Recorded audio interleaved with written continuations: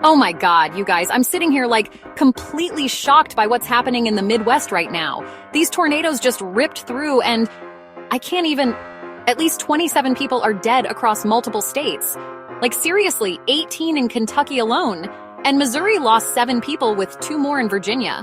What the hell is going on with this weather? So in Kentucky, this tornado just tore through a subdivision in London. This is the worst kind of disaster. The devastation is unprecedented. And I'm just sitting here thinking, how do you even deal with something like that? Houses ripped apart, trees uprooted. It's like total devastation. I can't imagine what those people are going through right now. Like and subscribe for more.